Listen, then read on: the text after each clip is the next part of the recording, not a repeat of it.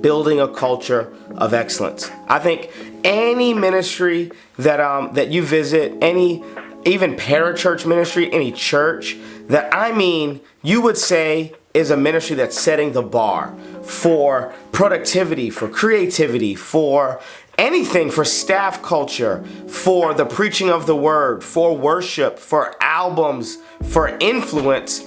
Any ministry that is setting the bar, whether it be Reformed, Pentecostal, mainline denomination, every single ministry that is pushing the mile marker forward for the gospel all have one thing in common, and that word is they all operate with a spirit of excellence. However, excellence is just not an easy thing to achieve. I know a lot of people who would want their ministry to be marked by excellence. They would want their young adult ministry or their youth ministry or their church to be marked by excellence. But man, I don't know that I've ever heard an entire teaching on how to achieve a culture of excellence. And that is exactly what we are going to tackle in today's session. I don't have a lot of time with you. I want you to grab your Bible because I'm going to give you a precursor right up front. The moment you try to enforce or build or create a culture of excellence, you're going to get some pushback. And let me kind of be honest with you. I get called picky all the time. My wife calls me picky, my team calls me picky, volunteers call me picky, and one of the hurdles that you're gonna have to face and jump over if you are gonna not just be seen as the picky pastor or the picky leader is you've gotta get everybody not to submit to a culture of excellence, but to agree with a culture of excellence. Now, if you don't want to get called picky, then don't even pick this battle, all right? You are going to get called nitpicky. You're going to get called all kinds of things, but you've got to know that you're fighting for a culture of excellence, and I'm going to give you all the tools and the ammo necessary to create a culture of excellence on your team. I want you to go to Exodus chapter 26, okay? I've got my Bible, Exodus chapter 26. I want to give you a second to maybe grab it, maybe go to the YouVersion Bible app. And the reason we've got to start in the Bible is because if you don't start with a biblical foundation for excellence, then you open yourself up for your volunteers or your team to just call you picky. But we're going to help everybody to realize that you're not the one that's picky. Actually, God is the one that's picky, and God cares about the details. I know that it's a very, very common, colloquialism, a very, very common thing said is that the devil's in the details. Actually, the funny thing is God is in the details. God loves details, all right? And you can't even get halfway out of the Old Testament without being inundated with details. God loves details. And if you're going to be an excellent leader, or if you're going to be a leader that builds a culture of excellence, then that means you're going to have to be a detail-oriented leader. Let's go to Exodus chapter 26. I talked enough just to give you time to get to Exodus chapter 26. Here we go. It says this. This is God speaking. Moreover, you shall make the tabernacle with 10 curtains of fine twined linen and blue and purple and scarlet yarns, and shall make them with cherubim skillfully worked into them. The length of each curtain shall be 28 cubits, and the breadth of each curtain 4 cubits. All the curtains shall be the same size. 5 curtains shall be coupled to one another, and the other 5 shall be coupled to one another. And you shall make loops of blue on the edge of the outermost curtains in the first set. Likewise, you shall make loops on the edge of the outermost curtains in the second set. 50 loops you shall make on one curtain, and 50 loops you shall make on the edge of the curtain that is the second set. Okay, I can stop right there. I think you get the point. And I'm only 5 verses in. And do you want to know what Exodus chapter 26 is full of? Details. There's got to be a certain amount of cubits. You got to have No. Think about this. The people of Israel are in the middle of the wilderness. They are marching through the desert. And God says, no, find blue yarn, purple yarn, and scarlet yarn. This was not convenient for them. Nothing about the construction of the tabernacle was easy, quick, convenient. And we've got to stop lowering the bar just so that what we're asking people to do is convenient. I want you to ask this question. The next time somebody on your team tells you that something can't get done, you're going to ask them a very simple question. Is it impossible or is it just inconvenient? Because to be honest, I just don't care about everybody's convenience. And if Moses cared about everybody else's convenience, the tabernacle would have never gotten built. Not only did they just build a tabernacle, like, just build it. No. It's got to be the right colors. Things have to be measured the right way. Hey, when people walk into your facility, does it smell like you care about the details? Does it look like you care about the details? When you release a graphic, does it look like you care about excellence? That you care about the details? So often, people say things like, man, did you have to spend $23 million on this facility? Oh my gosh. Does the stage, does the LED screen have to be Ultra 8? And it's like, well, yeah. Like, did God have to hang stars in the sky? I think we'd be good without stars. I mean, like, we have a sun. I mean, do we have to have Jupiter? I mean, do we have to have Saturn? Guess what? God is over the top. God does unnecessary things all the time just because it's beautiful. Do we have to have colors? I mean, did God have to make green? Did he have to make purple? Did he have to make a quadrillion different species of fish? No, he didn't have to, but he did it. Why? Because God is creative, because God cares about beauty, because God is a God of excellence, because God has a capacity for details. The first thing that you are going to have to teach your team is that excellence reflects the character and the nature of God. If we are going to minister in God's name, then we should do it with excellence. That means the sermon should be excellent.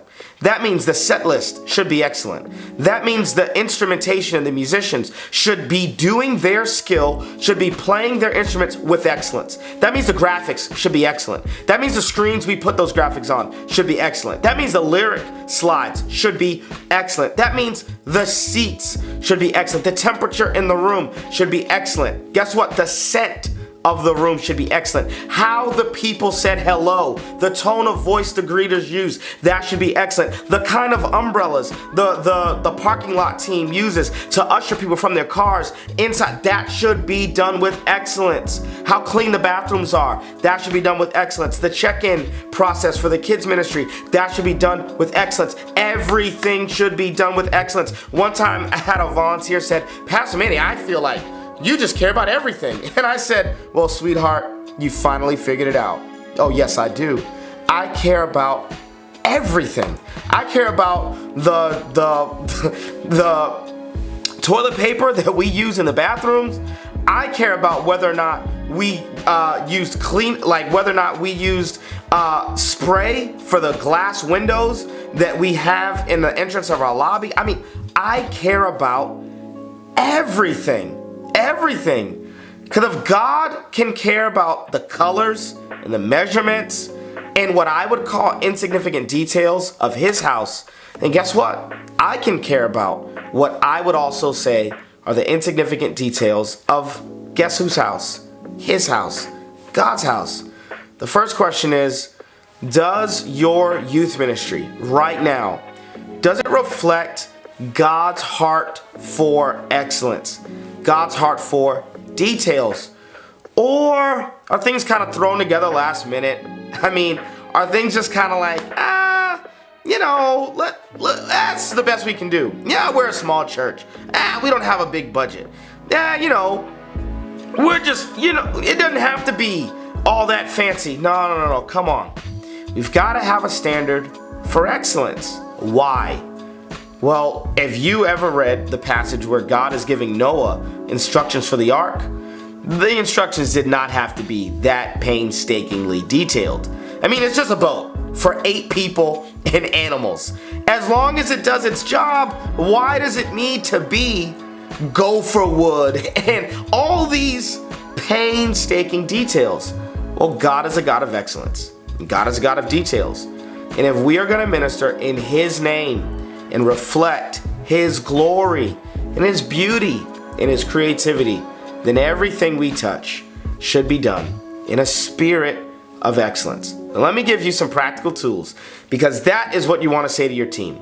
You do not want to center a culture of excellence around the pastor's pickiness.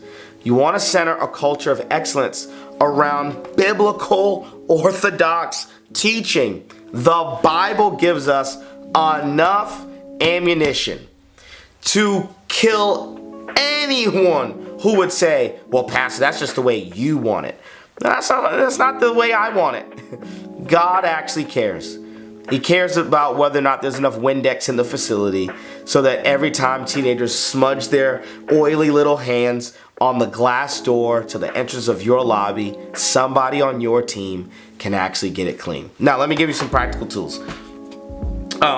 This is something that I heard Bishop T.D. Jakes say one time, and I loved it. I've been stealing it ever since, and I gotta give the bishop credit, all right? This is not me. I did not come up with this. This is Bishop T.D. Jakes, a living legend, all right? We were in a leadership seminar, and Bishop Jakes said this. He said, hey, everybody, what's the difference between Red Roof Inn and the Ritz-Carlton? And, everybody starts kind of, barking out answers, and people are like, oh, this is different, that's different. And Bishop Jake stops and says, no, there's only one difference between the Red Roof Inn and the Ritz-Carlton. He said the difference is in the details. The Red Roof Inn and the Ritz-Carlton, they both have beds, but there's a detailed difference in the quality of the beds. The Ritz-Carlton and the Red Roof Inn, they both have sink fixtures and a faucet and doorknobs, and they all of it. It's not that one facility has something the other facility doesn't. They have the same qualities. They both have a bed, they both have a toilet, they both have a bathroom, they both have an ironing board in the closet, but the difference is in the details. One is going to be insanely detail oriented. The other, we just don't really kind of care. We did what was just good enough. And if we're going to have excellent ministry, it can't just be good enough. It has to be over the top, done with the spirit of excellence. Here we go. Number 1, excellence is a reflection of the character and the glory of our God. Number 2, you cannot be excellent without being detail-oriented. You don't have to be administrative.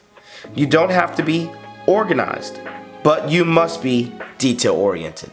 I want to help every leader right there, because I'm not administrative and I'm not organized, but I've led multiple teams in 10 years of full-time ministry, and I am incredibly detail-oriented. I'm not administrative, I'm not organized. Nobody's asking you as a pastor to be administrative or organized, but you must be detail-oriented. Number 3, multitasking is a myth.